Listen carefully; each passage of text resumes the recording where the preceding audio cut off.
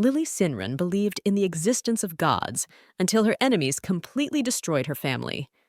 When Lily was 20 years old, the enemies killed all the members of her family and imprisoned her in a dungeon.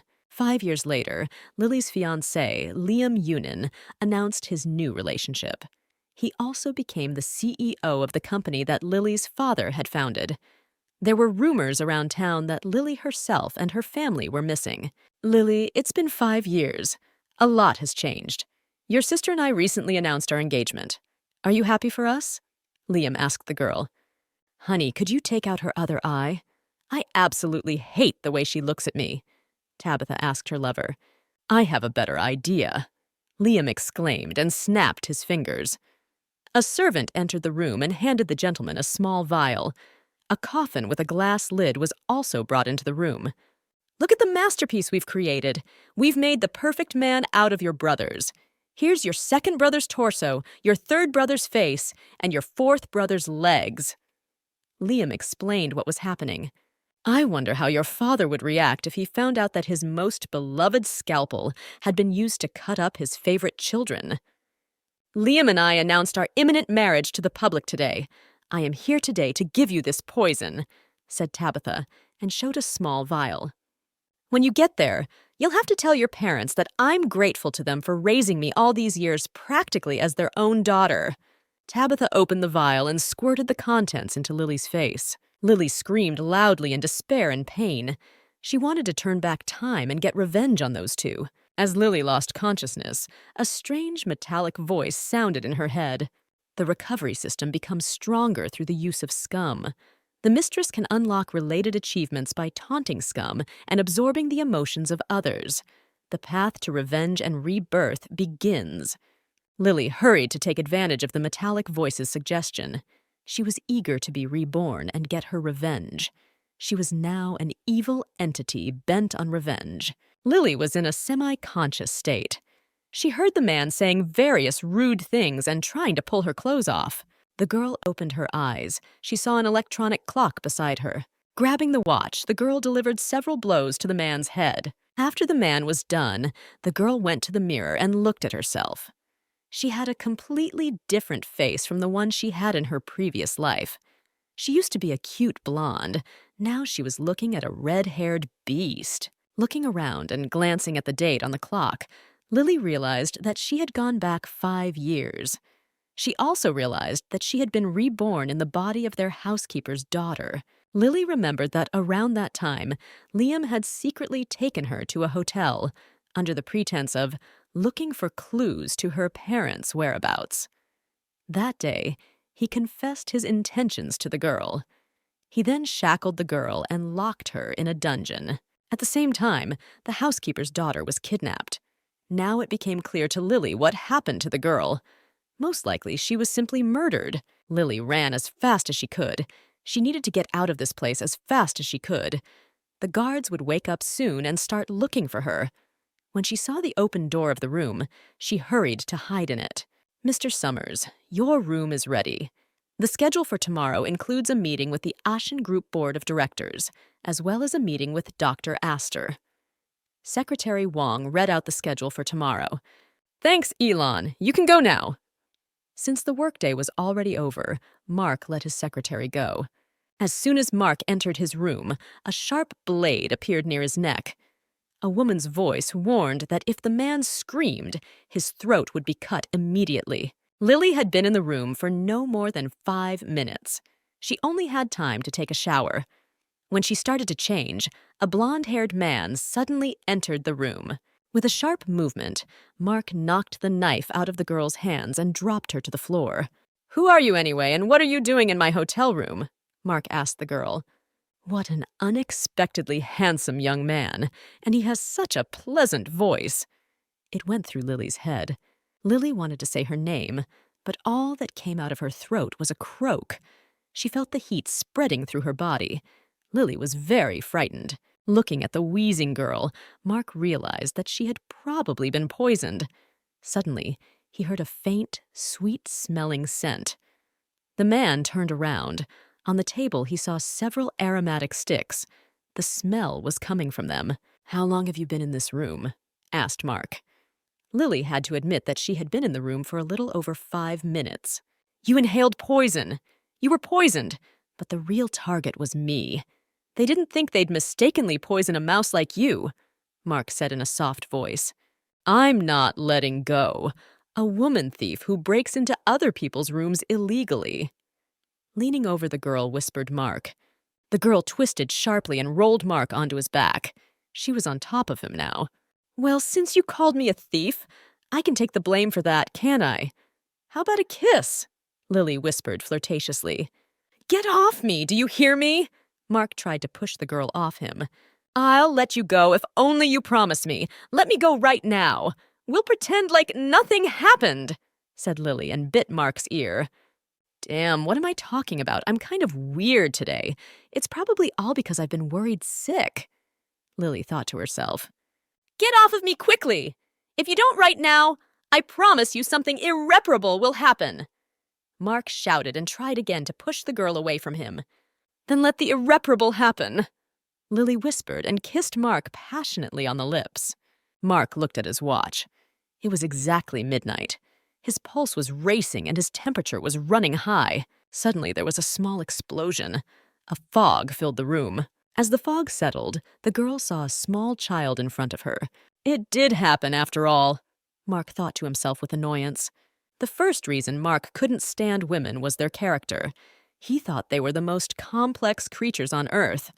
Some of the time girls are gentle and calm, exuding maternal light like angels. But still, for most of their lives, women are cunning and prone to pretense. They like to use their appearance to hide their true intentions. Even though the eyes are called the mirror of the soul, it is difficult to see through them what they are thinking. Mark saw women as mental parasites and walking disasters. They were greedy creatures, eager to conquer the man they liked. Sometimes women reminded Mark of hunters looking for the next victim. Envious men and foes often used women to sway Mark to their side. Mark Summers was the most influential man in the city. So many people tried to become his partner, or at least make some kind of friendship with him. Since he was a successful man, he had such qualities as self-centeredness and rationality. The second reason Mark hated women was that he had learned from childhood to see through them. He could see when they were lying and cheating. Mark was perfect, but there was one but. Almost every midnight he turned into a little boy. How cute and pretty you are, shouted Lily and cradled the baby against her. Let me go! Put me on the floor! Mark shouted in a childish voice and slapped the girl's face. It feels so good to squeeze you. Lily fell to the floor with Mark and hugged him even tighter. From his earliest childhood, Mark knew he was an unusual child. There was a curse on him. His father told Mark that one of his great-grandfathers had broken a promise to the witch to be with her forever. So the witch cursed his family. All the men of the Summers family turned into children under various circumstances. Mark would turn into a child at midnight if, during the day, a girl made his heart beat more than 100 beats a minute. I know how to break the curse! Mark hissed angrily and reached for the sleeping girl's neck. Suddenly, Max noticed that the girl's entire body was covered with bruises and abrasions. Something very unpleasant had definitely happened to her. Secretary Wong knocked on the door and loudly announced that the car was ready. Mark motioned for the secretary to enter the room. You're just in time. Find out everything you can about this woman. Mark pointed to the sheet Lily had rolled up. Mr. Summers, why is there a woman in your room? And what do you intend to do with her next? Secretary Wong asked in surprise. Mark knew there was another way to break the curse. The woman who made his heart beat so fast would have a child with him. It will be hard, of course, to get her to have a baby with me, but fortunately nothing is impossible, Mark thought. Mr. Summers, would you like to wait until the young lady wakes up and ask about her wishes? After all, what you are doing is an illegal deprivation of liberty. You are now breaking the law. The secretary exclaimed fearfully. The woman who dared to come into my room and threaten me with a knife should fear the police more than she fears me, replied Mark to the secretary. Young master, we have searched the entire hotel, but there is no trace of Mrs. Shinrun. It's as if she's vanished into thin air. I want to assure you that we will continue our active search," Vincent reported to Elon. "That's too bad. We were going to put her under house arrest and have 2 of her family members sign over the shares to me at risk. Now the shareholders won't let us interfere with anything," Liam said, annoyed. "What do you want us to do now?" Leaning toward his superior, asked Vincent. "Announce to everyone that we have received information that Lily Sinran has been targeted by the Assassin Alliance, a global intelligence and commission system. She has been kidnapped by an assassin, and her whereabouts are unknown," ordered Liam. "On behalf of her fiancé, I will temporarily represent the Shinran family until my fiancé Lily returns. This is a good move on your part. It will help shift the target and frame the Assassin Alliance. At least until we find the body, we can keep the old-fashioned shareholders in line," praised the young master Vincent. Even if Lily's kidnappers were disguised, they couldn't have disappeared with the girl in their arms in front of dozens of bodyguards. Besides, I find it hard to imagine Lily guessing my plans and slyly slipping away from me. "You can stop searching the hotel. She's not here. I think there's some powerful organization behind this girl that I don't know anything about yet. I think Lily has changed her identity and fled the country," said Liam to his subordinate. And Liam was right. Lily boarded the next flight to the housekeeper's daughter's hometown. Lily had not only a detailed dossier on the girl, but also her papers. It turned out that the housekeeper's daughter's name was Lily Juarez. Lily Juarez was the adopted daughter of the staff driver of the chairman of the Sinrun family. She was currently a freshman at a fairly popular college. 2 hours ago, when Secretary Wong re-entered the room, the girl stunned him with the desk lamp. Documents scattered around the room. It was a detailed dossier on Lily Juarez. The girl was also able to find the documents Secretary Wong had brought Lily. The girl's attention was caught by the sounding news. A young announcer was telling that the daughter of the famous entrepreneur Steve Sinrun had been kidnapped by assassins while traveling in the country. At the moment, her whereabouts were unknown. Although I know for a fact that it's all true, I still can't believe it. How could this even happen? Lily thought as she looked at herself in the mirror in the college restroom. It was the 3rd day that Lily had been in the body of another person, but she was still glad that her eyes were intact. Her face was not disfigured by the sulfuric acid, and she could walk again. Since Lily Juarez was unpopular among her classmates, no one noticed that another person existed in the girl's body. At home, too, no one noticed a change in the girl's behavior. The thing is that Lily's foster father was in a bender because he lost his job. He did not care about his daughter at all. The girl's mother, however, continued to work in the Sinrun family home. "You hear me, you wretch. Have you got the wrong side of the tracks? What makes you think I'm going to wait? Where are the answers to the tickets I told you to prepare?" 3 girls entered the restroom. They looked like real girls. "Where the hell have you been? Didn't you know that the teacher yelled at us?" "Well, since we're classmates, I'll forgive you. Only you should get down on your knees and lick this floor good. That will be your punishment," said the girl with the brightly colored strands. "My God, your speech is a stream of filth. You have to wipe your mouth with toilet paper after every sentence, don't you?" Lily replied in a calm voice. "You little bitch. Where did you get the courage to be so brave? Have you forgotten who I am? Don't you remember who my uncle is?" The girl with the brightly colored strands was indignant. "Oh, sorry.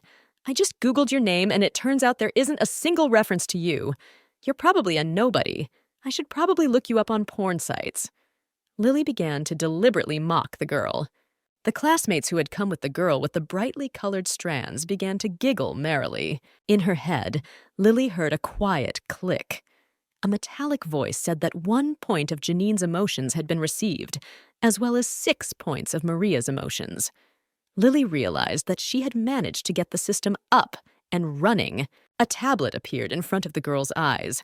There was a detailed report of each girl's emotional state. Lily came to the conclusion that the system absorbed other people's thirst for revenge and made the girl stronger. The system said Lily was getting a black box. It will be opened under certain circumstances. You're still playing dumb, aren't you? Let me remind you what it's like to get punched in the face. The bright-haired girl exclaimed angrily and rolled up her sleeves. Are you sure that's what she wants? Asked Lily and grabbed the girl by the hair.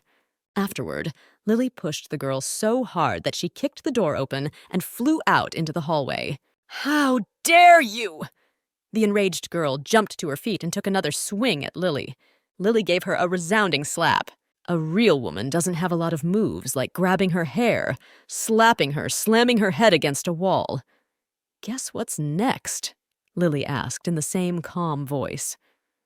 By the way, I hasten to remind you that fighting is an adversarial process, and what's going on right now can be summed up in one phrase. I'm kicking your ass. At last, our lost girl has returned to college. Where have you been for so long? Have you been looking for a boyfriend? A smiling blonde girl appeared in the hallway. She was hanging on the arm of a dark-haired, tall guy.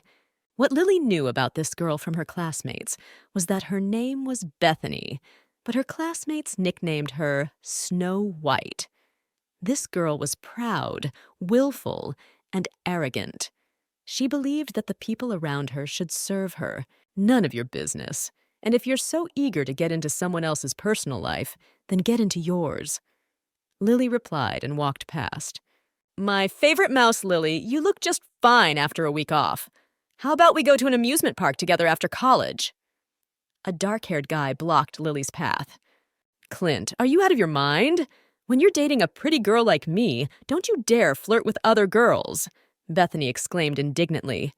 Listen, Beth, how about I go out with you on Mondays, Wednesdays, and Fridays, and the rest of the days I'll go out with Lily? How about that idea? Clint asked the girl. Okay, think of me as a backup, but keep in mind, I think of you the same way. I've got so many guys lined up, they'll circle the earth 3 times. And I'm dumping you from this day forward. I'm going out with Connor, Bethany announced. Bethany, I hope you realize that such a large number of men only happen to women with low social responsibility. Lily whispered in the girl's ear. Did you just call me a prostitute? Bethany clarified. Lily's mind began to click. The girl realized that many of her classmates were waiting for revenge from her. Each click meant a new ball. If it continued like this, Lily would quickly pump up her skill. Then she would be able to begin her personal revenge. Listen, since I'm already single, how about we hang out at my place tonight? Get to know each other better, Clint suggested to the girl. Did you seriously believe you were a playboy who could charm a girl with a couple of cheap hookups? Let me disappoint you right now. Cute guys become playboys, and ugly guys like you become studs. Lily hissed angrily, grabbing Clint's face. A dog and a prostitute. You guys are the perfect couple. You should stick together, Lily said cheerfully and pushed Clint away from her. You bitch! I'm gonna smash your whole face in! Clint shouted and swung with the intention of hitting the girl. Suddenly his hand was intercepted by a long-haired blonde man. You're part of the Juarez family. Don't let others insult you. The blonde man addressed Lily. In the long-haired blonde man, Lily recognized her older brother Larry. He was an aspiring singer. He was always surrounded by a huge number of groupies. The girl remembered how she was always fighting with her brother about little things. She was glad to see him alive again. He was no longer a cold corpse lying in that coffin. Sort this place out completely, ordered Larry to his bodyguard. Lily really wanted to hug her brother, but it wasn't worth it for now. As long as Liam was alive, her whole family was in mortal danger. Lily would only be able to hug her family after Liam was dead. I don't show up to class much because of filming. I have absolutely no free time, but my buddy has plenty. If you have any problem again, dial him. Larry wrote a phone number on a piece of paper and held it out to Lily. Who would have thought my older brother would be so courteous to unfamiliar girls? Lily wondered to herself. Hey, it's me, and I figured out a way for you to pay me back. Take care of one person in my place, asked his interlocutor Larry. And who is it that the heir of the Shinran family cares so much about? Mark wondered. None of your business. All that is required of you is protection. I'll send more details later. Take care of this man and we're even, replied Mark to him. Larry looked after the red-haired girl, who reminded him a lot of his missing sister. My dear sister Lily, I will surely help you get revenge in this life, Larry promised. Locked in the basement for 5 years, Lily was completely unaware of what was going on in the world. She didn't know how much Liam had managed to squeeze out of her family, nor did she know how many of the old employees and shareholders had sold out to him. The only way to find out is to hack into the worldwide information organization Assassin Alliance. The Assassins Alliance is the world's largest organization that trades in information and performs any errands for money. Here you could not only get the information you wanted, but also order an assassination. The Assassins Alliance was a recent creation, but it had already managed to silently girdle every corner of the world. The Alliance provided services to the most respected members of society, scholars, politicians, commoners, and even thugs. There was nothing they couldn't handle. The only downside was that the Alliance was run by a strange man. He chose who he wanted to do favors for. Lily decided to go downtown to buy herself a new laptop. The girl didn't know yet that she had been spotted by Mark. Lily leaned over the notebooks, choosing the right one for the price. Girl, if you don't have any money, don't touch those laptops. After all, the cheapest one in our store costs a lot of money. A sales assistant appeared next to Lily. Lily was struck by the girl's behavior. The salesperson estimated how much money Lily had by her appearance. I see your boss is a really big-hearted man for hiring only assholes, Lily said in her usual calm voice. Young lady, if you don't plan to buy the goods, I advise you not to touch anything. Our goods are easy to get dirty. Professionally hiding her irritation, the salesgirl replied, Who told you I wouldn't buy anything? Show me a product from this manufacturer and I'll buy everything. But this manufacturer just has dozens of different kinds of different merchandise. Some things are displayed in the hall, while others are kept in the warehouse. The salesperson exclaimed in surprise. Well, since you can't advise me on the product, I'll go to another store. Young lady, you take your time. You'd better sit down. I'll arrange everything now. The salesgirl didn't want to lose a rich customer. She decided that although this student looked extremely modest, she could still have money. Mr. Summers, our men have already surrounded the store. Would you like me to clear the premises of intruders and get Lily Juarez out of there? Secretary Wong asked Mark. No need. I think it'll go without too much trouble. I have selected all of this brand's merchandise from the warehouse and brought it to the hall. Would you like a closer look? A panting sales assistant stood in front of Lily. I'm sorry, but you got your dirty hands all over my notebooks, and I don't want dirty trash. Lily's voice was extremely calm as always. I knew you were a pauper. Arrogant bitch, thinking of playing with me? Shouted the sales assistant. Without thinking long, Lily splashed cold water into the girl's face. And why are you so upset? I just answered you with the same words you said to me, replied Lily to the salesman. The sales assistant pulled her cell phone out of her pocket and called security. So, this is how you treat your customers? Said Mark and took her phone from the salesman. Mr. Summers, what are you doing here? It's not at all what you think. It's just that this girl is interfering with my work. The sales assistant began to justify herself. You must have misunderstood me. I didn't come here to protect you. I'm here for a completely different reason, said Mark. Lily noticed that Mark's attention was directed at the sales assistant, so she hurried away. But unfortunately, the man managed to intercept her. I came here to get justice for my wife. Clutching Lily tightly to him, Mark announced. What the hell kind of wife? Now let me go quickly!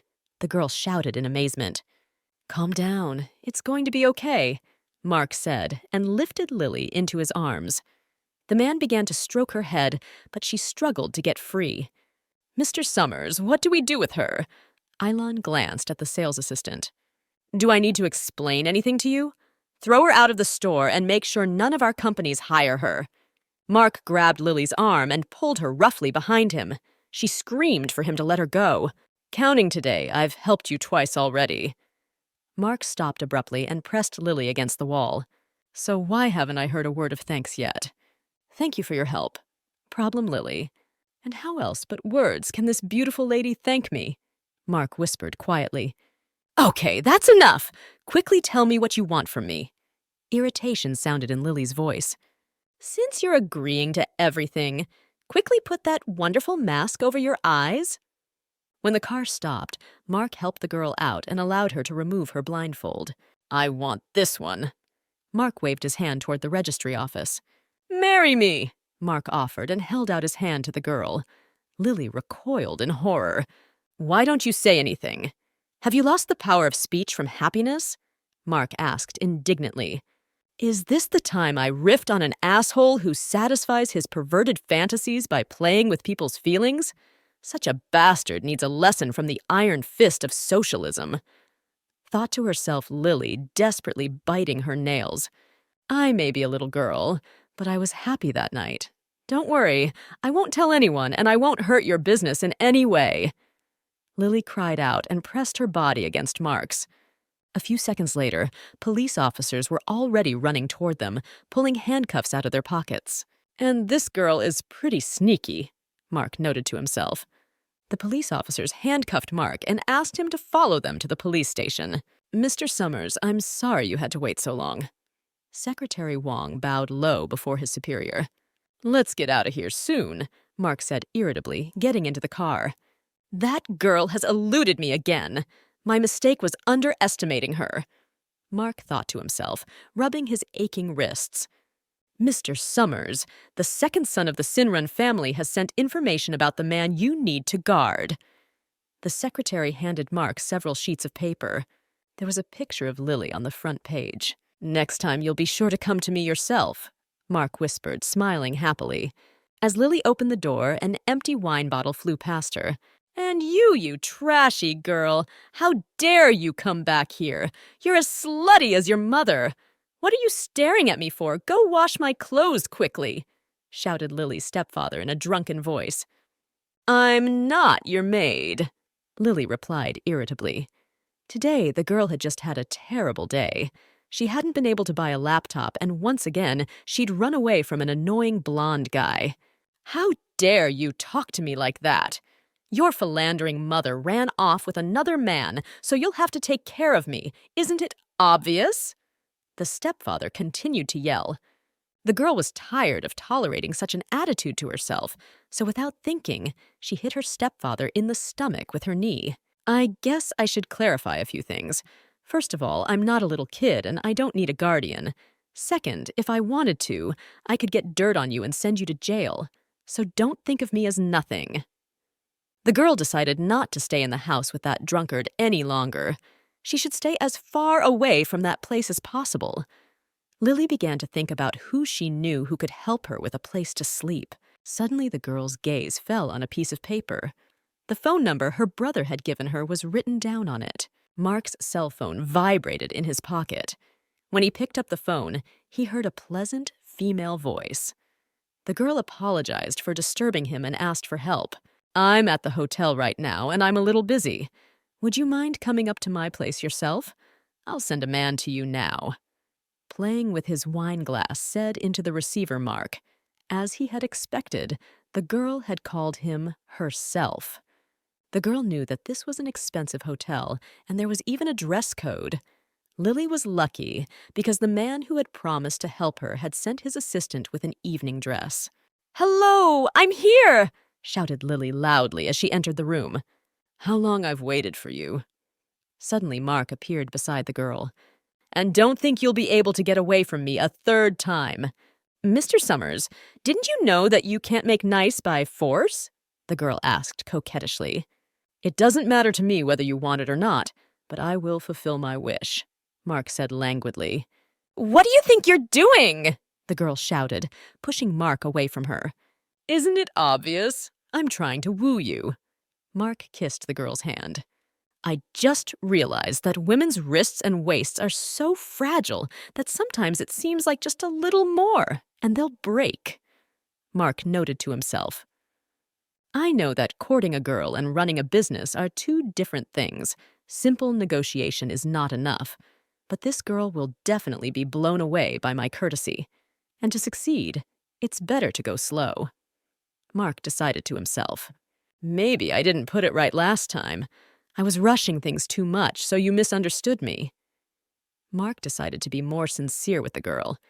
He knew young ladies liked simple, open-minded guys. I have decided to court you for the purpose of marriage, narrated Mark of his intentions. Mr. Summers, don't you think talking about getting married to someone you've only met twice is a little frivolous? Lily felt this nonsensical conversation start to make her dizzy. Being a businessman, I don't consider deals that will bring me losses. With a smile, Mark explained to the girl, or are you one of those bitches who, after a night together, pretend it never happened? Mark asked in an offended voice. He knew that many ladies break under manipulation. But you don't want to take me in marriage. Why are you deceiving me? Lowering her head, Lily asked. And what are you going to do after you and I get married? What is your ultimate goal? The girl asked. It's pretty simple. First, we'll sleep together. And second, you'll be sure to have my baby. Mark replied plaintively. Lily, however, didn't like the idea. What a parasite! A real bastard! It's okay, I'll get you, Lily said quietly to herself. You want me to be born to a child? Then it's no question. I'm such a generous girl after all. Besides you, I want to give happiness to every man in this town. Smiling appealingly, Lily said, What does every man mean? Have you decided to have a harem? Mark exclaimed in surprise. Yes, I don't have anyone in my heart right now, and it's extremely hard to love one man. That's why I love several. Is that wrong? Lily continued to make fun of Mark. I'm the perfect girl in general. I can type fast, and I always answer messages. Lily pushed Mark into the nearest chair and sat on his lap. I can marry you and have a baby, but you can't seduce me. Lily didn't know how her brother was related to Mark. They were most likely friends, so it wouldn't do to punish him too much. But as long as the girl had nowhere to go and no one to rely on, she would have to use Mark for her goal. Let's in our relationship everyone gets what they want. How do you like my suggestion? Asked Lily. Suddenly, Mark felt his heartbeat begin to race. He pushed the girl away from him and locked himself in the bathroom. Mr. President of a major company, maybe you should get out of there. They say if you sit on the toilet long enough, you'll get hemorrhoids. Mark had been sitting in the bathroom for a few minutes now. The girl was starting to worry about his health. Mark knew that if he didn't calm down now, he would turn into a small child at midnight. Last time, he hadn't foreseen this outcome and had let it happen. This time, he had to act differently. He couldn't lose control. Mark brought Lily to his estate. From that day on, the girl was to live here. I promised Larry I'd keep an eye on you, so let's just assume I'm just honoring his request. As for your stepfather, I've settled that. From this day forward, you are no longer related to each other. As for this house, you will need to abide by 2 rules. First, you'll be able to move freely throughout the estate, except for the far room at the end of the hallway on the 1st floor. Secondly, I can't be disturbed after midnight. My room is next to yours. If you have any questions, you can feel free to contact me. Mark said to the girl and hurriedly excused himself. This man is not only strange, but also extremely dangerous. Did I make a mistake in agreeing to live under the same roof with him? Lily thought belatedly. Eilon, what do you think? I'd make a great boyfriend? Mark asked his secretary. Are you asking me this question because you want Mrs. Lily to like you? If so, you'd better research what girls like. Watch some romantic movies. That way you can find a woman's weakness and hit it, advised the secretary. Mark's approach to seducing Lily was extremely responsible.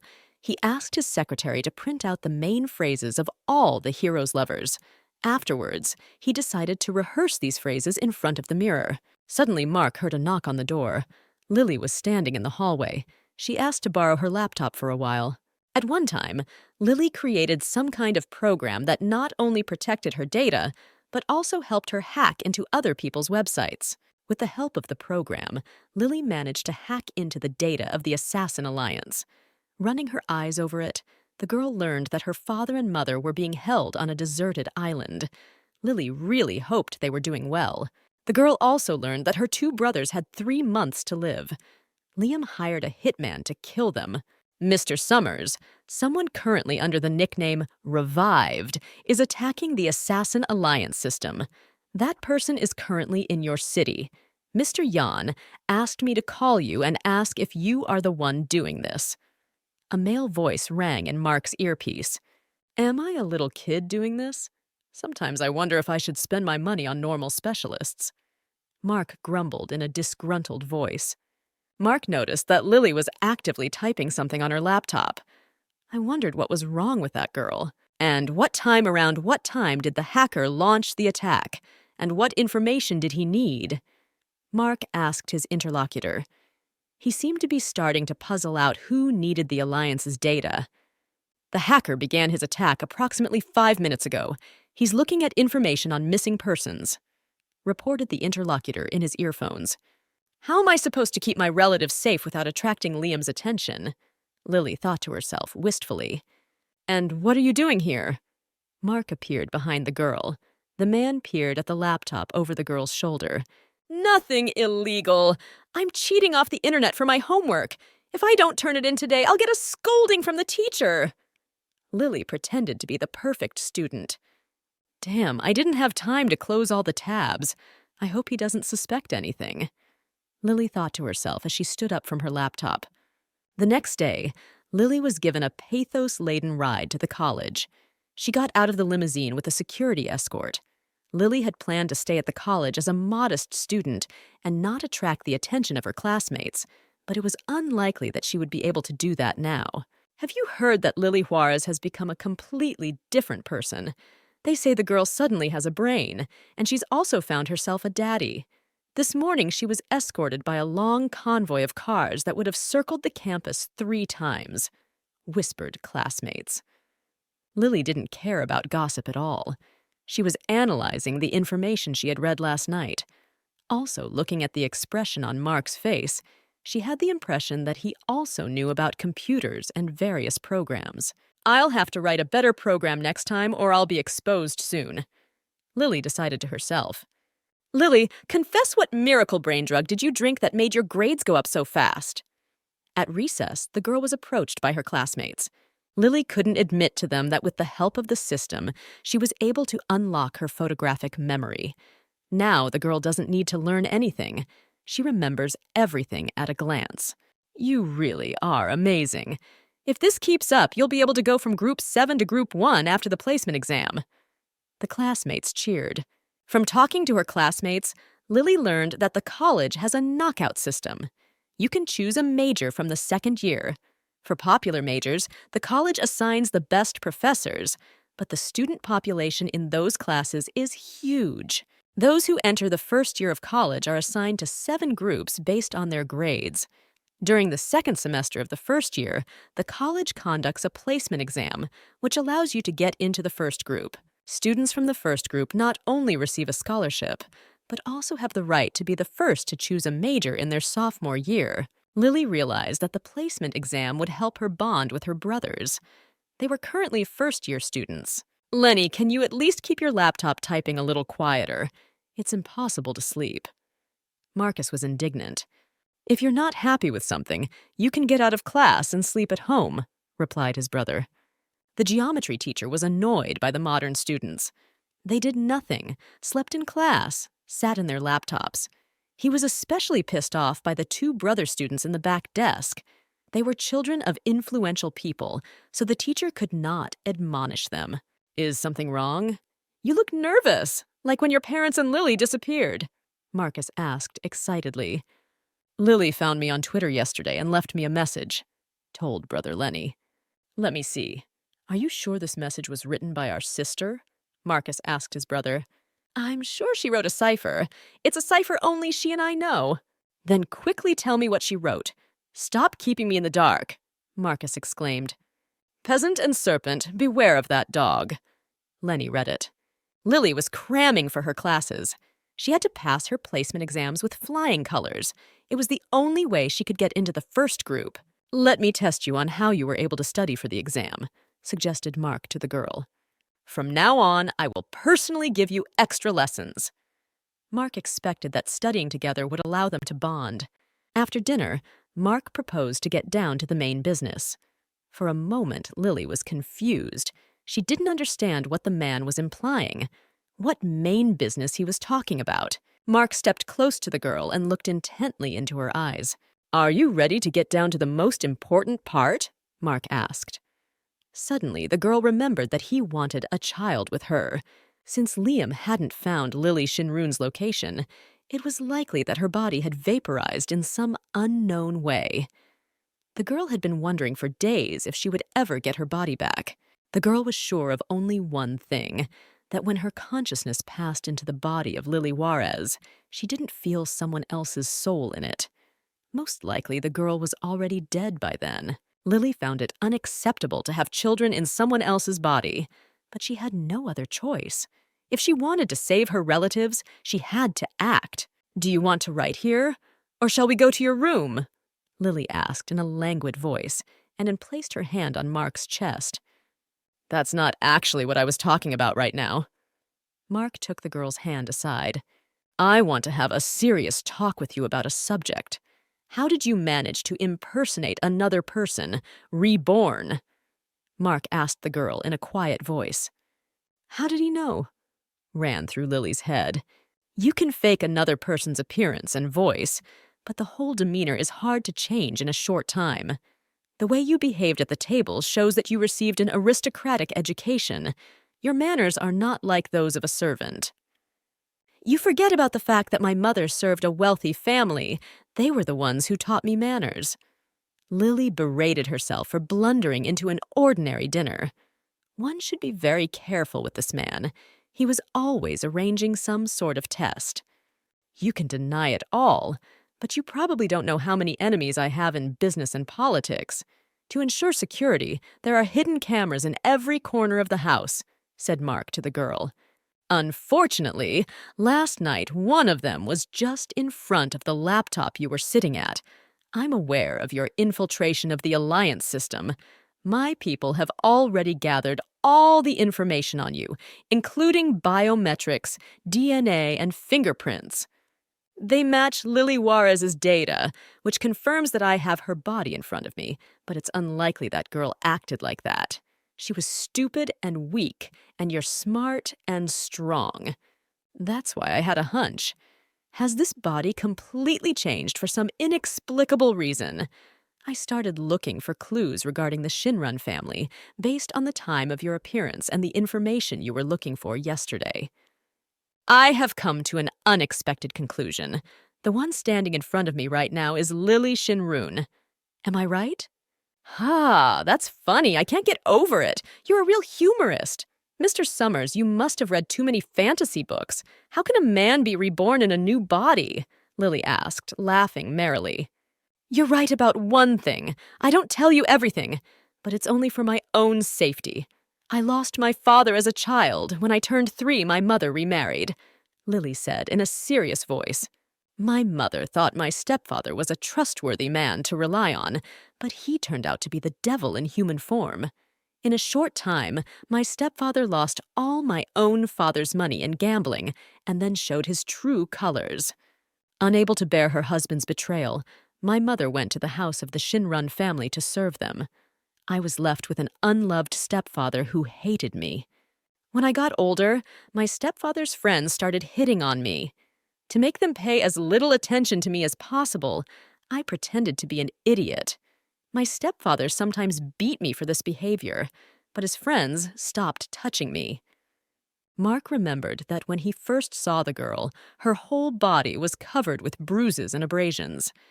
But that didn't mean that this girl could be trusted. "Okay, let's say. Well, why would you hack into the Alliance website and look for information on Sinrin's family?" Mark asked. "As you may have noticed by now, I need money to finally become independent. The Shinrun family has ordered a reward for anyone who provides information about the missing Miss Lily. I had to take the risk to find at least some information.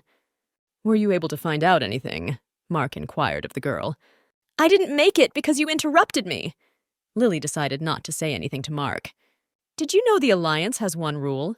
They kill anyone who tries to steal information from them. Do you have any idea what might happen to you in the near future? Leaning over the girl, Mark asked. To avoid that, you must become my man. Mark pulled a ring out of his pocket and slipped it on the girl's finger. The ring wasn't simple. It had a chip inside that tracked the wearer's whereabouts and transmitted detailed information to Mark's phone. What do you want to get in return? Lily asked irritably. She guessed that there was a chip inside the ring. This person would now be watching her every move. I need your heart, Mark whispered in Lily's ear. You see, I've read that girls like all sorts of ceremonies, so I thought I'd start with the ring, Mark said and rubbed the back of his head in embarrassment. But to win a girl's heart, various ceremonies are not necessary. Sometimes she needs something completely different. Lily whispered in Mark's ear. Suddenly, the clock struck midnight. Mark threw his jacket in the girl's face and hurried away. He left. Was he embarrassed? Did he think about my pride? Lily thought to herself irritably. Can't the famous Mr. Summers be so impenetrable? Quickly come out of your hiding place. I'll find you anyway. Lily exclaimed loudly. I'm not here. You don't have to look for me. Why won't she stop? Mark thought to himself, annoyed. But you can't hide in the closet, can you? Exclaimed Lily, swinging open the doors. How cute is that little guy? Why are you hiding here? Lily held the baby tightly to her. It's weird, those eyes, the hair, the look on my face. I feel like I've seen it all somewhere before, Lily muttered. Baby, it's past midnight. It's time for bed. Why aren't you still in bed? Mark appeared in the doorway. It's the first time I've ever seen your face so funny. If it weren't for that wig and mask, everyone would know that the great and fearsome Mr. Summers is a defenseless child at midnight, Kevin said with a laugh. Would you stop making fun of me? I'm absolutely not amused by the situation for some reason. Mark grumbled. Don't be so rude. And if it weren't for me, your secret would have gone public. A few minutes ago, Kevin had to play a prank on Mark in front of Lily. He told the girl that the child was his nephew. The kid's parents went on vacation, so he would live in the estate for a while. You know what the funny thing is? A werewolf only turns into a monster on the full moon. You turn into a child practically every night. If you're found out, they'll experiment on you. Do you think they'll dig up the graves of your ancestors? By the way, are you going to turn into a child every day now because of that girl? You're putting yourself in great danger. You could be exposed. How did you meet this girl? I met this girl at the hotel, and I'm doing her some favors, Mark said in a disgruntled voice. Huh, I thought you were a decent man, and you're meeting girls in hotels. Turns out Mr. Summers can be quite the seducer, Kevin laughed. A girl like that is very hard to get close to, so I suggest you take your time if you don't want to mess it up, Kevin said in a serious voice. But your curse has some interesting rules, doesn't it? Do you remember that? Asked Kevin. Years of research later, Kin Summers discovered that if you hold your partner's hand once, the manifestation of the curse on that day can be delayed by 1 hour. If you hug, it's for 3 hours. If you kiss, it's for 5 hours. And if you sleep together, you can keep your original look for a whole week. I can see that girl likes you, so take action. There's no need to delay, admonished his friend Kevin. Suddenly, Mark heard a knock on the door and Lily's voice. Mr. Summers, the time is late. Your secretary has asked me to put the baby to bed. Lily entered the room. You're just in time, so I'll leave it to you. Kevin had time to put the wig and mask on his head. Thankfully, he hadn't had time to take off his colored contact lenses yet. Can you believe this little guy said he liked you? So he asked that you be the one to put him to bed every day, Kevin said in a serious tone in the guise of Mark. What a good little baby. Don't worry, Aunt Lily will put you to bed tonight. Lily held the baby tightly to her chest. Kevin winked slyly at his friend. Lily wanted to read a book to the baby, but as soon as she got to bed, she fell asleep immediately. Bad babysitter. She couldn't even lull me to sleep, Mark thought irritably. Sorry, I guess my alarm didn't go off. When I woke up, the baby was gone somewhere. A startled Lily flew into the dining room. I turned off your alarm clock. You worked so hard to put my nephew to bed. I figured I'd give you time to sleep longer. Don't worry, my men will drive you to college. In a calm voice, Mark replied to the girl. Lily didn't have time to hand in the answer sheets for the exam, so she wanted to sneak into the faculty room and plant them. When Lily looked into the faculty room, she saw a real scandal. The geometry teacher was demanding from the rector that she suspend Lily Juarez. A girl with brightly colored strands was crying nearby. If she isn't dealt with, she will definitely embarrass our educational institution in the future, yelled the geometry teacher. Mr. Stevens, what did I do that was so special? Why don't you enlighten me? Lily asked as she entered the faculty room. You're just in time. Not only did you beat up a student in the restroom, but you also disrupted my class once. I was just about to report it to the rector. The geometry teacher told Lily in an angry voice. Student Juarez, how can you explain this? The rector asked the girl. The woman didn't know what she should do. She didn't want to quarrel with either the instructor or the student, who appeared to be well connected. I've taught a student a lesson who bullies others. Now I see a faculty member who wants to take advantage of her position of authority. I recommend that you watch your female students' behavior from now on, replied Lily to her. And look at how cool she is. Rector, what do you intend to do? You can see how defiant she's being. This girl never realized her mistake. Her behavior could negatively affect the grades of other students, Mr. Stevens exclaimed. If geometry teacher Mr. Stevens would teach the same way he denounces others, student scores would skyrocket, responded Lily to the teacher's slander. And anyway, who says those with bad grades are the dregs of society? Mr. Stevens, you should take another course in teaching ethics before you go back to work. What a bore! It seems like you've only gotten good at profanity. You've always been first from the end. You got a couple of answers right in class and you think you're a real star now? The geometry teacher hissed angrily. Mr. Stevens, how about we make a bet with you? Lily suggested. There's a placement exam coming up, right? Let's make a bet that the exam results next week will put me in the first group. If I win, your niece will publicly confess to bullying and be expelled. Okay, if I lose, I'll kneel before you. But if you lose, you'll crawl all the way from the editor's office to the college exit. Only then will you drop out. The geometry teacher offered his terms. Great! That settles it! Lily exclaimed happily and clapped her hands together. Lily decided to use all the points she had accumulated in the system. She, for a short period of time, acquired several useful skills. She decided to use her knowledge of languages, her photographic memory, and her self-learning skills. It was the day of the placement exam. The students were given question papers. Especially for Lily, the geometry teacher had prepared questions that were not in the syllabus. He really wanted to see the girl cry when she got the results of the exam. Mr. Stevens, I'm done now.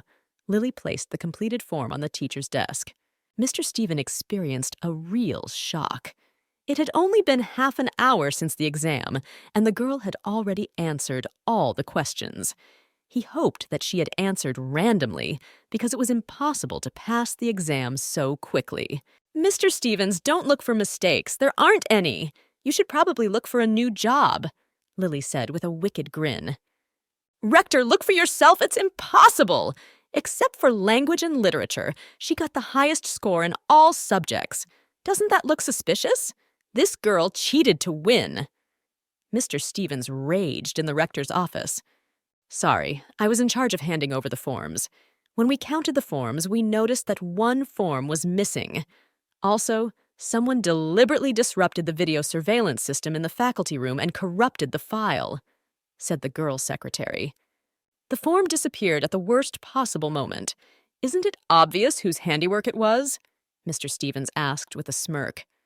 The motto of this institution is honesty and perseverance. Student Juarez should be expelled from the college for tampering with video files and stealing a form. Hopefully, the teacher will take it back, though. Once I fix the CCTV and restore the recording, the teacher won't have anything to say anyway. Lily knew that the truth was on her side. She would get that man fired. Are you telling me you can fix the cameras? What nonsense! How can a fool like you know anything about that? Mr. Stephen roared angrily. Enough of your squabbling. I'm sick of your squabbling. Let student Juarez show us her skills. The editor interrupted the geometry teacher. Lily was allowed to access the college's video surveillance system. Sitting down at her laptop, the girl began to restore the corrupted video files. That's it, I'm done, Lily exclaimed half an hour later. Video footage showed the geometry teacher's niece sneaking into the faculty room. This can't be happening. It must be a Juarez student disguised as my niece to set her up. Mr. Stevens refused to believe what he was seeing. Will you stop accusing me of all the deadly sins? How much more proof do you need that I'm right? Lily was indignant. You can copy hair and clothes, but it's impossible to recover from plastic surgery overnight. Lily heard a native voice. Her brother Lenny entered the faculty room. Marcus, Lenny, what are you doing here? The niece of the geometry teacher asked in surprise. We serve for the benefit of the public. We heard there were some problems with video surveillance, so we decided to help the college. Joyfully exclaimed Marcus and saluted. I ran the image through the recognition system. The system confirmed that the person on the tape is Diane Kringer. Lenny showed the audience the result of his little investigation. You argued with the teacher about getting into the first group. I'm just delighted. I was just passing by the faculty room and heard you arguing, so I thought I'd stop by. Marcus patted Lily on the shoulder. The girl stood silent. It had been a long time since she had seen her brother so close. My dear brothers are here. They are alive, safe, and sound. Lily thought to herself, and her eyes filled with tears. Oh, I didn't upset you to tears, did I? Or did I hurt you? I kind of gently patted your shoulder. I didn't use force, Marcus said fearfully and hurriedly moved his hands away from Lily. No, I'm not hurt at all. I'm just glad you stood up for me, thanked the girl to Marcus. You're welcome. Ask around. Marcus felt extremely uncomfortable. Rector, I've lost. I'll quit right now, but please don't touch Diane. The geometry teacher fell to his knees. Uncle, this is all my fault. I shouldn't have botched my studies and stolen the forms, sobbed his niece. Lily, I beg you to forgive me and forgive my uncle. I made a mistake. It's my fault. You're kind. Please forgive me this time. If you want, I'll even pay you. A sobbing Diane grabbed onto Lily's hands. So because I'm kind, it's okay to bully me? Because I'm kind, I'm supposed to forgive people like you? Just so you know, it doesn't work like that, Lily exclaimed and threw Diane's arms off of her. He who is truly strong is able to challenge those who are stronger than he is. He will not be lashed by those who are weaker. Therefore, I will never forgive your bullying. Everyone, let's get out of here, ordered Mark to his secretary. Mr. Summers, weren't you worried about Mistress Lily? Wouldn't you like to help her? Asked Mark's secretary. The man answered him that there was no need. The girl was doing just fine on her own. Listen to me, little Mr. Summers. Thanks to the maternal instinct, girls easily take a liking to small animals and children. You can use that mold to change her opinion of the adult Mark. Kevin advised his friend one evening. Okay, I made it. I got into the same group as my brothers. Seeing that they're okay made me feel calmer in my heart. The only thing that clouds my mind is that I still haven't found out Liam's next move. All I have to do is be there for my brothers. In the evening, Lily wanted to help the boy change, but he snatched his pajamas out of her hands and said in an angry voice that he would change himself. Embarrassing yourself in front of Aunt Lily? Like there's something I haven't seen. There's not much to see, Lily said, laughing loudly. She was amused by this boy's behavior. Good night, baby. Your Aunt Lily is tired tonight, so let's go to sleep. Lily extinguished the nightlight and held the boy tightly against her. Talking to the girl didn't work out for Mark this time. As soon as Lily entered the first year group's student housing, she immediately heard envious whispers.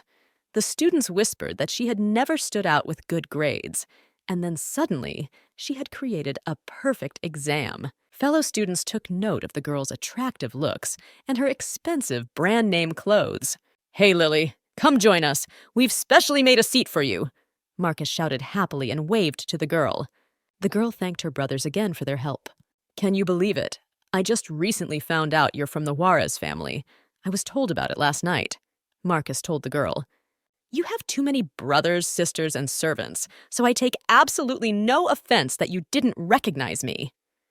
With a smile, the girl replied, "You have noticed that the housekeeper's daughter is close to Shinran's brothers.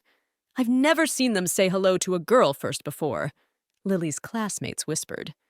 "It's not good to gossip behind the newcomers' backs. If you have something to say, why not ask them directly?" Salma asked the gossiping girls. "Hi, new girl. My name is Salma. Welcome to our group. I saw your picture with our teacher and thought you were really cute.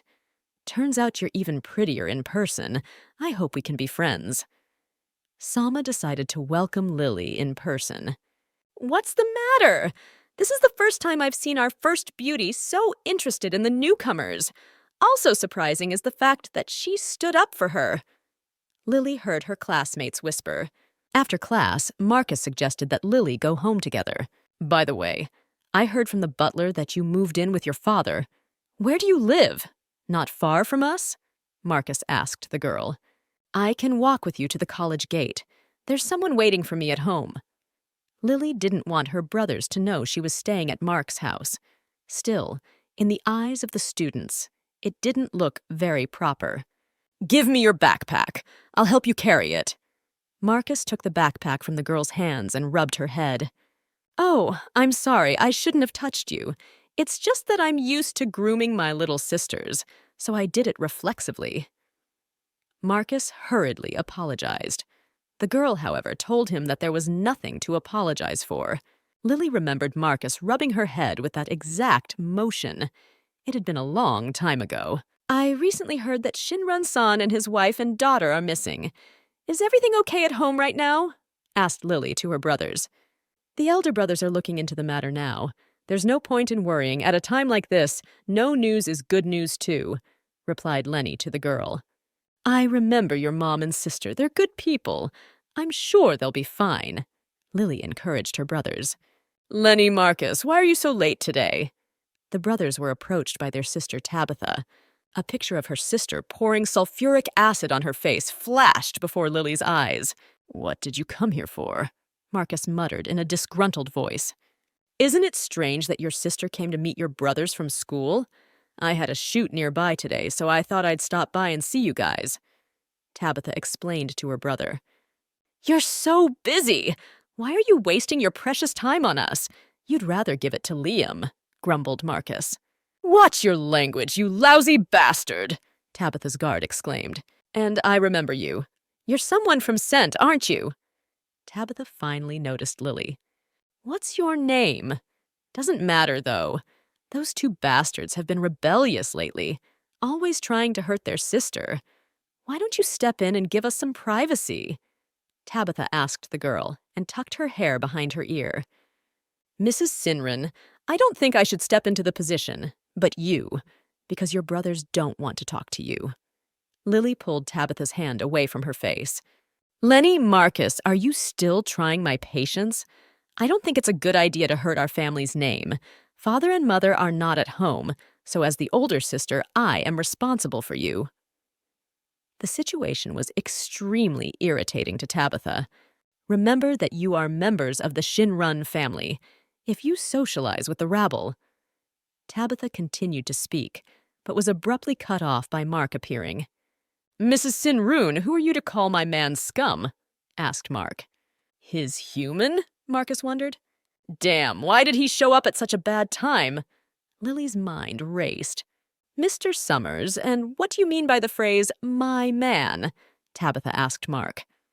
Outwardly, she looked calm, but inside she was a storm of negative emotions. "Give me the backpack." Marcus ignored Tabitha's question and snatched Lily's backpack out of Marcus's hands. "Burn that backpack! I'll buy Lily a new one tomorrow," ordered Mark to his secretary. "What are you implying? Are you saying my hands are dirty?" Marcus shouted and rolled up his sleeves. "I'm sick of all this. Let's get out of here." Mark placed his hand on Lily's shoulder imperiously. "Wait! Lily, is that man hitting on you?" Lenny blocked their way. Mark remembered that when he closed the tabs on his laptop after Lily had worked there, he noticed that this was the guy Lily had been looking for on Twitter. Lily slipped out from under Mark's arm and stood next to Lenny. "Mark, these people are my classmates. Stop picking on them," Lily exclaimed, covering Lenny with her back. "And I remember correctly, your name is Lenny. Me and your older brother Larry are friends, you might say. Everyone knows that friends are supposed to help each other. Your brother Larry asked me to keep an eye on this girl." Mark explained to Lenny. "So, taking care of this girl is my direct responsibility. If you are not satisfied, you can discuss it with your big brother." "And how does our brother know this girl? Why did he ask this man to take care of her? And why don't we know anything about it?" Lenny asked his brother Marcus in surprise. "What a shameless one! The naughty little rabbit has become a silly little kitty cat. What, are you going after someone to feed?" Mark asked Lily in a gentle voice. "Stop comparing me to animals." Irritated, the girl replied to him. "Kitty's hungry, so she's so cranky. But that's okay. We'll get home and I'll feed you." Mark gently stroked the girl's head. Getting into the car, Mark wanted to close the door behind him, but he was interrupted. "I was just being rude, so please forgive me. I didn't realize you were a friend of my older brother, Larry. Can I get to know you better?" Tabitha asked Mark. The girl wanted to enlist the man's support. "What do you mean by getting to know each other?" Mark asked with a smirk. "To be honest, I don't like girls who crave my attention. I'm more into hunting on my own." Mark glanced toward Lily. "Young lady, please step back. You're in the way of closing the door," said Secretary Wong to Tabitha. Secretary Wong saw in the rearview mirror that Lily was the first to take Mark's hand. The curse will manifest an hour later tonight. Kevin noted to himself. Every day, from morning until late afternoon, he played the role of Eilon Wong's secretary. Some evenings he pretended to be Mark Summers.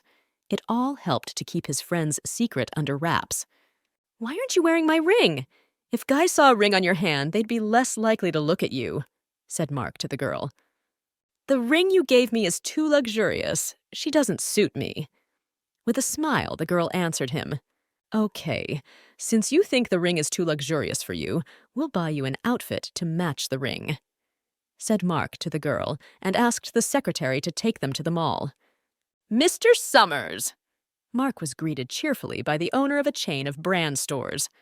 The man was dressed extremely extravagantly. "I came here to update the closet of a girl I like.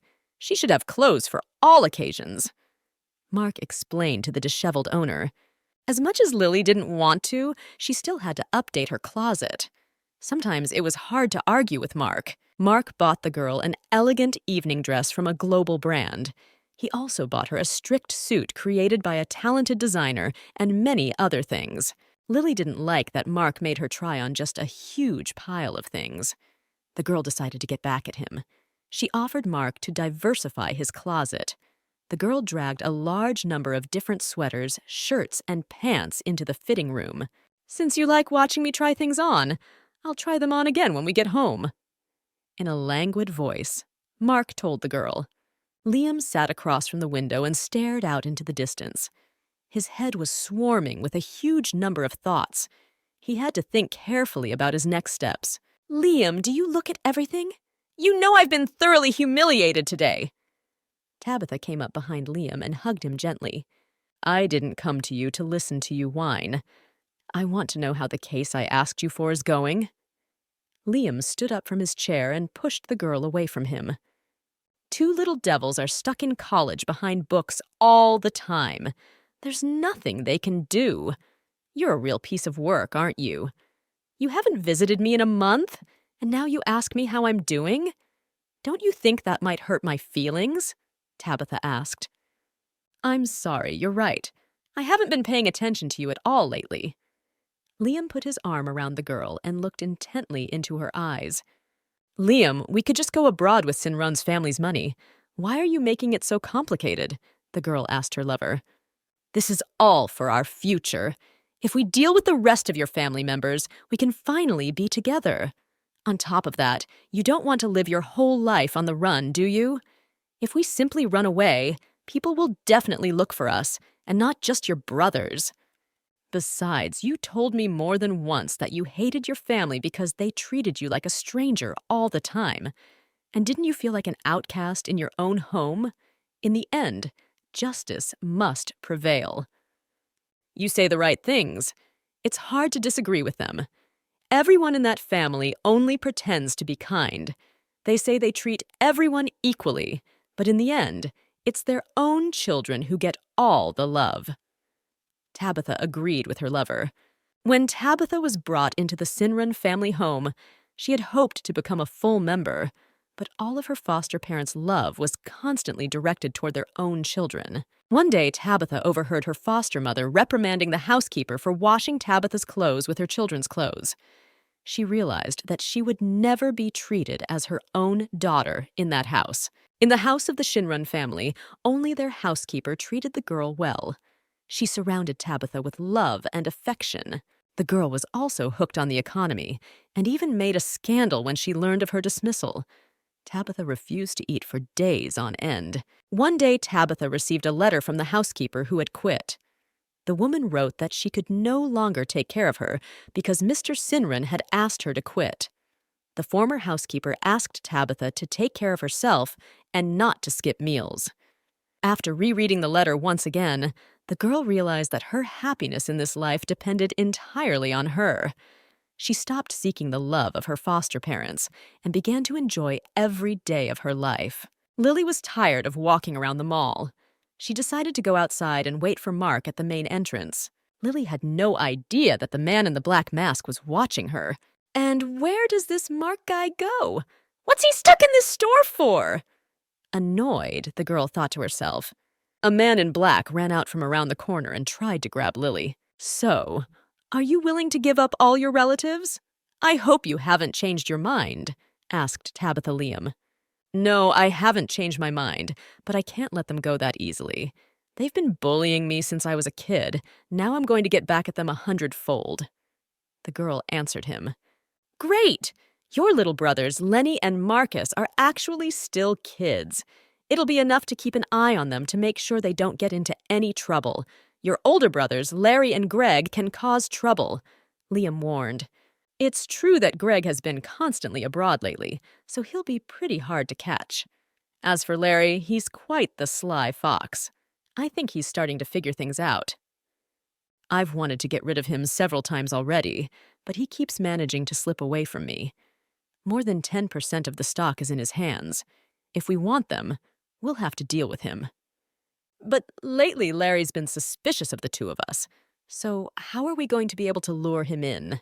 Tabitha asked her lover. And we'll use whatever makes him come to us, replied Liam to the girl. A maid carried Lily Sinran into the room. The girl was in a state of unconsciousness. It's about to get very noisy in the Shinrun family, Liam exclaimed. Mr. Shinrun, these people have been dead for days. We won't be able to help them. They most likely ingested poison. We searched for them for days, but unfortunately we're only able to find them in this condition, said Larry to one of his bodyguards. About a month ago, Larry realized he was reborn. The man remembered being killed by Liam, but he suddenly woke up in his bedroom. Larry quickly adapted to his new circumstances and vowed to take revenge on all those responsible for his death. Larry also remembered that he had wanted to protect his brothers with all his might, but he had failed. When the man was reborn, he was the first to make sure his brothers were safe. The only thing Larry didn't know was where his parents and younger sister were. The only thing left to do was to find their location and make sure they were alive as well. One day in college, he ran into a red-haired girl. The girl was very similar to his sister, not only in appearance, but also in demeanor. The girl was very similar to his sister in appearance and demeanor. Larry assumed that his younger sister was also reborn, but she, for some reason, had a new body. The first thing Larry did was to order his subordinates to gather all the information about the girls who attend this college. This helped him to make sure that his sister was really reborn. After that, Larry decided to secretly observe her. The fact that his sister didn't try to contact him said that she also wanted to protect him. The girl realized the danger she and her family were in. Larry got a call from his informant telling him that Lily's little sister had been found. The man in black was unable to harm Lily as he was scared off by Mark. The man gave the girl a soft plush toy in the form of a bear. He saw Lily looking at the toy in the window for a long time. "You like it, buy it. No need to spare my money," Mark exclaimed.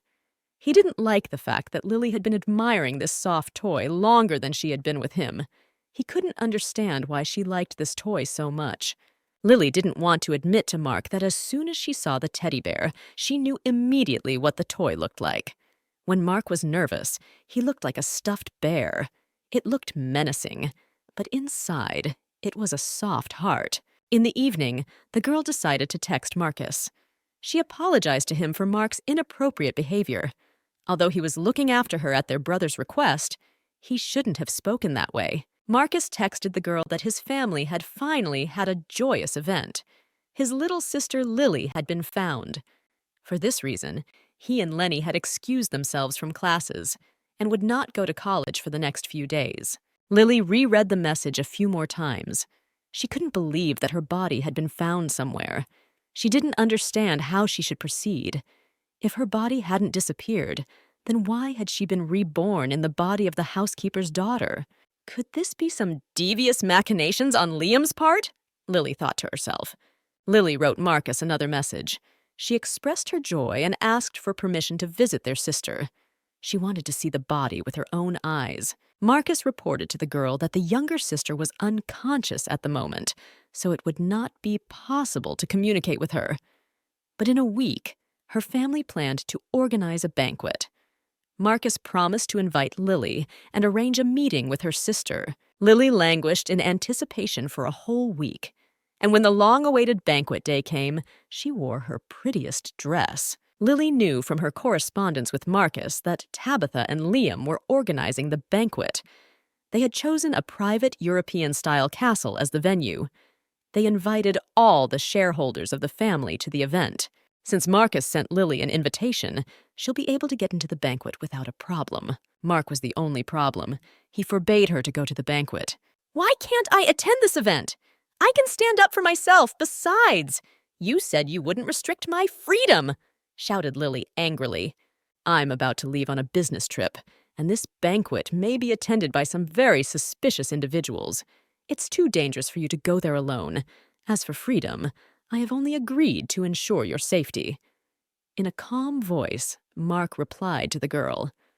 Besides the fact that it might not be safe at the banquet, Mark didn't let the girl go because Sinran's brothers would be there.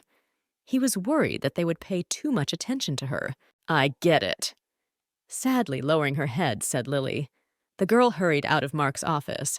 She had to figure out how to leave this house unnoticed. Mark realized that he was hurting the girl by his refusal, but he had no other choice. He couldn't protect her at the banquet. There would be too much danger. The girl at the entrance put a license plate on the red-haired beauty's wrist. She asked her to enter the room. "Thank you!" Smiling happily, Lily replied to her. The girl still managed to make it to the event. Now, not only would she get to socialize with her brothers again, but she would also get to see Lily Shinrun in person. If Liam was really up to something, she would definitely stop him.